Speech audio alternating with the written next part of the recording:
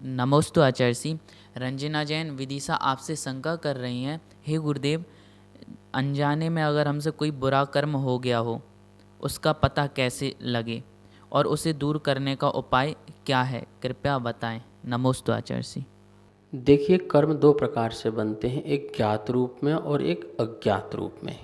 ज्ञात रूप कर्म जो है वो तो हमें पता ही रहता है कि देखिए हमने गलती की है, ऐसा नहीं करना चाहिए। एक होता है अज्ञात रूप में, जिसकी हमको जानकारी नहीं है पर हम ऐसे बुरे कार्य करते रहते हैं। जैसे मान लो कोई मांसाहार बचपन से खा रहा है, अब उसको ये नहीं पता है कि मांसाहार खाने से कितनी जीवों की हिंसा होती है और उनको कितना दुख होता होगा।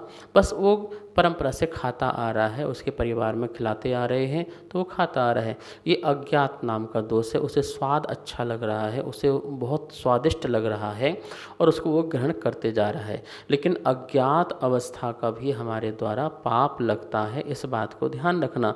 ऐसा तत्वार सूत्र में कहा है, ज्ञाता ज्ञात भाव, ज्ञात भाव से भी और अज्ञात भाव से भी दोनों प्रकार से कर्म का बंध नियम से बनता है। तो ऐसे हम कितनी सारी जो चीज़ें हैं अज्ञात भाव में करते आ रहे हैं। इसलिए कहा गया है कि ज्ञान बहुत ज़रूरी है, स्वाध्याय बहुत ज़रूरी है।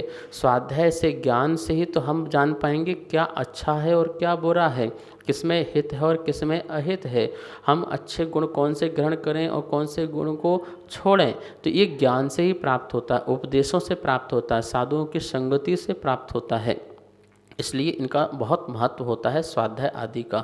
तो अज्ञात अवस्था में अब जो भी पाप लग गए हों तो उसके लिए हमें क्या करना है, हमें गुरु आदि से प्रायश्चित लेना चाहिए, बहुत आलोचना करना चाहिए कि मेरे द्वारा जो जो भी अनजाने में पाप लगे हैं मैं उनका प्रत्याख्यान करता हूँ, प्रतिक्रमण करता हूँ, पश्चाताप करता हूँ और गुरु आदि के चरणों में बैठ कर के उसकी आलोचना करता हूँ कि हे प्रभु, मुझे नहीं पता था कि अनजाने में मैंने कौन कौन से पाप कर दिए हैं, वह पाप जो है मेरे मिथ्या हों। अब मुझे मार्ग बताएं, रास्ता बताएं, सच्चा मार्ग बताएं और सही क्या है वह बताएं, जिससे मैं आगे बढ़ सकूं और समस्त पापों की निंदा करते हुए आगे अच्छा कार्य कर सकूं, अच्छे समीचीन रूप से मार्ग में चल सकूं। ऐसी मंगल भावना करते हुए हमें गुरु से पूर्ण आलोचना करना चाहिए। जैसे कोई व्यक्ति वैरागी होता है तो वैराग होने के बाद वह संघ में भर्ती होता है तो गुरु से फिर पूर्ण आलोचना करता है। जब गुरु से ज्ञान प्राप्त होता, ओहो अनजाने मैंने तो ऐसा ऐसा कर लिया गुरु जी, मुझे तो कुछ पता ही नहीं था, आज मुझे पता हुआ तो आज मैं इसकी आलोचना करता हूँ और आगे इन सब बातों का ध्यान रखूँगा। तो देखिए, यदि आपके मन में आ रहा है कि मैं अनजाने में पाप किए हैं तो पहले आपको तो ये भी पता आना चाहिए कि मैं अनजाने में कौन से पाप किए हैं। जब ज्ञान हो जाएगा गुरु के उपदेश से तो आपको पता चल जाएगा अनजाने में ऐसे पाप हुए हैं, तो आप उनकी भी आलोचना करके अपनी आत्मा को शुद्ध करें, कर्मों की निर्जरा करें। नमोस्तु आचार्य। सुरेंद्र जैन गिरिडीह आपसे शंका कर रहे हैं, हे गुरुदेव, मैं जो चाह रहा हूँ वह हो रहा है, इसका मतलब अभी मेरे पुण्य का तीव्र उदय है, तो मैं अपने पुण्य के उदय का सदुपयोग कैसे करूं, कृपया शंका का समाधान करें। नमोस्तु आचार्य। जब विशेष पुण्य का उदय आता है तो हम जो सोचते हैं, जो हम चाहते हैं वो हमारे सामने बिल्कुल प्रकट हो जाता है। देखिए, जैसे भोग भूमि में रहने वाले जीव मन में जो कुछ भी सोचते हैं उनको कल्प वृक्षों से उन वस्तुओं की प्राप्ति हो जाती है। इसका मतलब उनका कितना तीव्र पुण्य का उदय है कि उन्हें कुछ करना भी नहीं पड़ता है। सोचते हैं ऐसा भोजन तो भोजन, सोचते हैं वस्त्र तो वस्त्र, सोचते हैं मकान तो मकान, जो कुछ भी सोचते हैं वो उनके सामने उपस्थित हो जाता है। ये विशेष पुण्य ही तो है। ऐसी आप जो सोच रहे हैं वर्तमान में और आपको प्राप्त हो जा रहा है, तो आप फिर क्या सोचें और आप फिर क्या करें। आप ये सोचिए कि मुझे देव शास्त्र गुरु का सदा सानिध्य मिले। क्या सोचें, देखिए लिखा हुआ है, शास्त्राभ्यासो जिनपति नुति संगति सर्वे आर्यई।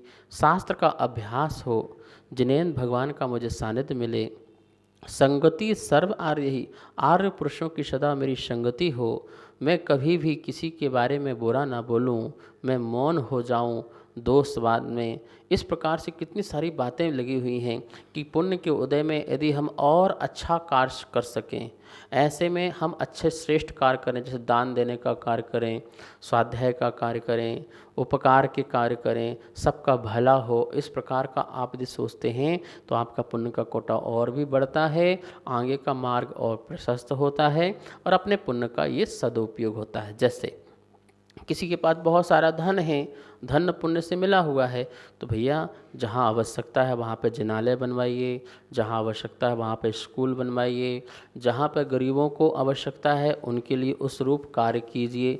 तो तीर्थ उद्धार में, जिन प्रतिष्ठा में, जिन महिमा में या परोपकार में कहीं भी अपने ये धन आदि का सदुपयोग करना चाहिए। यही इसी प्रकार से पुण्य का उपयोग है।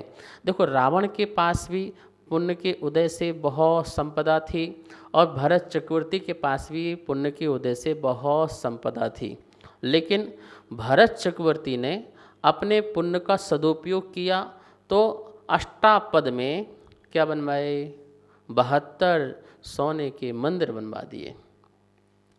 रावण ने अपने धन का दुरुपयोग किया तो अपने को रहने के लिए सोने की लंका बनवाई। क्या हुआ सोने की लंका, ठीक है ना। तो इस प्रकार से पुण्य का सदुपयोग करना और दुरुपयोग करना, ये भी जो है एक बहुत बड़ी कला है। जो सम्यक दृष्टि होता है वो उस कला का सदुपयोग करता है।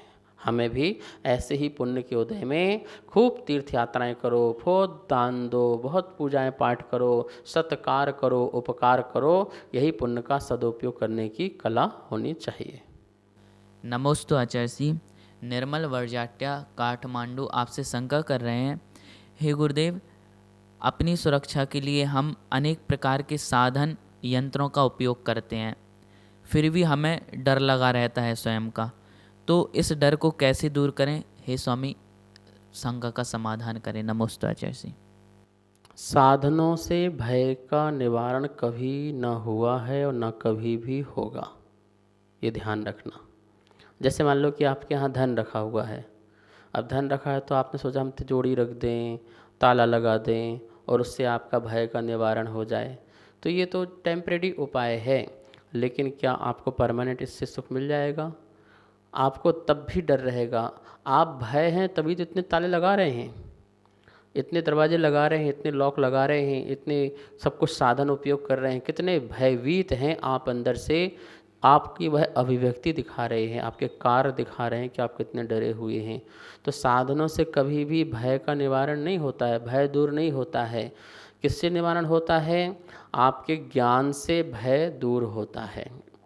जैसे कि आपको पैसे को लेकर के, धन को लेकर के कहीं अपहरण न कर ले, इसका भय है। यदि आपको सद्ज्ञान प्राप्त हो जाए, सम्यक ज्ञान प्राप्त हो जाए, तो आपका भय दूर हो जाएगा कि वस्तु तो मेरी है ही नहीं, त्रिकाल में भी मेरी वस्तु ये कभी हुई नहीं है, और यदि कोई ले भी जाता है तो मेरा क्या ले जाता है? जब कुछ मेरा था ही नहीं तो मेरा जो था नहीं तो मेरा क्या ले गया फिर? इस प्रकार का यदि आध्यात्मिक रूप से विचार हमारे अंदर उत्पन्न होता है, भेद ज्ञान उत्पन्न होता है, तो हमें किसी प्रकार का भय उत्पन्न नहीं हो सकता है। तो सम्यक दर्शन ही और सम्यक ज्ञान ही जो है हमारे भय को दूर कर सकता है, और कोई दूसरा उपाय नहीं है कि हम दुनिया की कितनी भी ताकत लगा लें लेकिन भय दूर नहीं हो सकता है। अभी देखो दुनिया ने कितने बड़े बड़े परमाणु, मिसाइल सब बना लिए हैं, लेकिन ये सब बनाने के बाद भी क्या वो भय से रहित हो गए? क्या वो भी डरे हुए हैं, तब भी डरे हुए हैं, न जाने कब क्या हो जाए। तो भय का निवारण कभी भी साधनों से, यंत्रों से, मशीनों से नहीं हो सकता है, वो सिर्फ और सिर्फ हमारे आध्यात्मिक ज्ञान से हो सकता है, भेद विज्ञान से हो सकता है। यदि आपकी अंतरंग की चक्षु खुल जाएं, आपके सम्यक नेत्र खुल जाते हैं, तो संसार में फिर हम किसी से भय नहीं, फिर हमें मृत्यु से भी भय नहीं है। सामने साक्षात यमराज भी आके खड़ा हो जाए तो भी हमें फिर मृत्यु से भी भय नहीं हो सकता, काल से भी कोई भय नहीं हो सकता है, क्योंकि कि मैं शरीर हूँ नहीं, प्राण में हूँ नहीं, मैं तो एक चेतना हूँ। इस प्रकार का उसको आध्यात्मिक ज्ञान। तो अपने भय का निवारण करना है तो स्वाध्याय करें, द्रव्य योग का स्वाध्याय करें, समयसार ग्रंथ आदि जैसे ग्रंथ हैं गुरु के मुख से उसका स्वाध्याय करें, फिर देखना आपके जीवन में किस प्रकार से चमत्कार पैदा होता है। जितने भी भय हैं, परिवार संबंधी, पैसे संबंधी, प्रसिद्धि संबंधी और प्रशंसा संबंधी, प्रतिष्ठा संबंधी, ये सारे के सारे जो भय हैं, ये सब भय हमसे दूर हो जाएंगे कि मुझे प्रतिष्ठा न छूट जाए, मेरा धन न छूट जाए, मेरे पैसे न छूट जाएं। इन सब का एक ही उपाय है, ज्ञान, सच्चा ज्ञान, सच्चा ज्ञान, और कोई दूसरा उपाय नहीं है। तो आप सच्चे ज्ञान की ओर बढ़ें, आपके भय सभी समाप्त हो जाएंगे।